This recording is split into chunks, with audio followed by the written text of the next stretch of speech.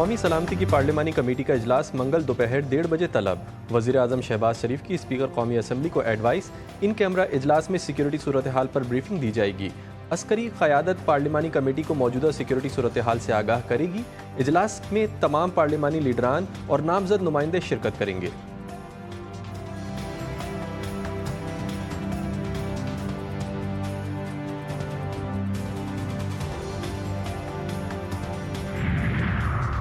مشکی میں security forces کی گاڑی پر خودکش حملہ۔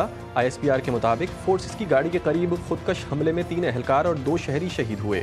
شہداء میں حوالدار منظور علی، حوالدار علی بلال، نائک عبد الرزاق اور 2 ڈرائیور شامل ہیں۔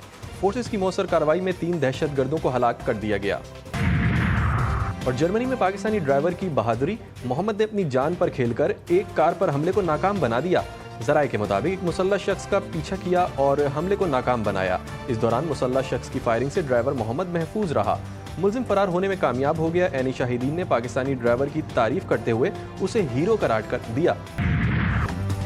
بلوچستان میں دہشت گردی کے واقعات میں را ملوث ہے۔ یہ تمام دہشت گردوں کی ماں کا کردار ادا کر رہے ہیں۔ نون لیگی رہنما رانا ثناء اللہ کی فیصل آباد میں میڈیا سے گفتگو، کہا کہ دہشت گردوں سے کوئی رعایت نہیں کی جائے گی۔ انٹیلیجنس بیسڈ آپریشن سے دہشت گردوں کو جہنم واصل کیا جا رہا ہے۔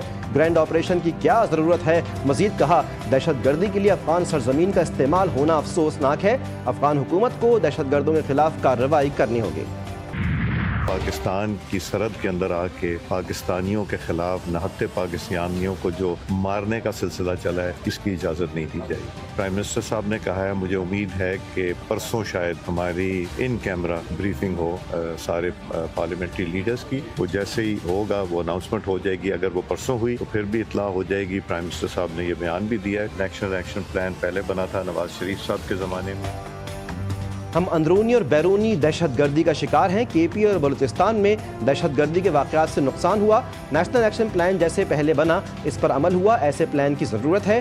اسپیکر قومی اسمبلی ایاز صادق کہتے ہیں کہ سرحد کے اندر آ کر پاکستانیوں کو مارنے کی اجازت نہیں دیں گے۔ وزیر اعظم نے دہشت گردی پر ممبران پارلیمنٹ کی میٹنگ طلب کی ہے۔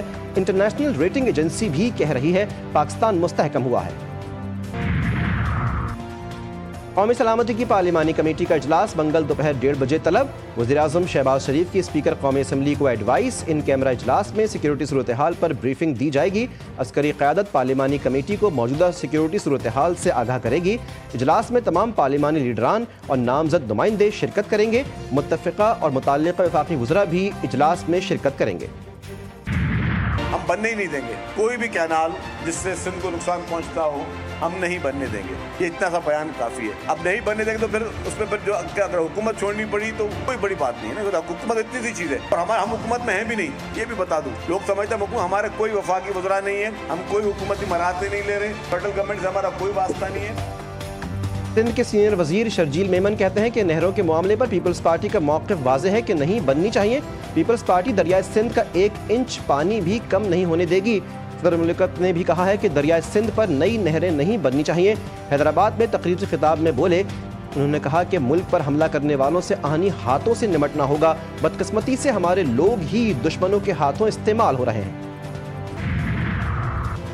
نہروں کے معاملے پر لوگ آن بورڈ ہیں، سندھ کے حق پر ڈاکہ نہیں ڈالنا چاہیے۔ چیئرمین MQM پاکستان خالد مقبول صدیقی کہتے ہیں کہ میری اور تیری کا نہیں، یہ پاکستان کا معاملہ ہے۔ صدر مملکت نے خود کہہ چکے ہیں کہ بات چیت ہونی چاہیے۔ مساجد میں خود کش حملے ہو رہے ہیں، پلان کی نہیں ایکشن کی ضرورت ہے۔ APC بلائی جائے، سب کے دکھ اور درد سنے جائیں۔ نہروں پر سیاست کے بجائے ماہرین کے ساتھ بیٹھ کر چیزیں طے کریں۔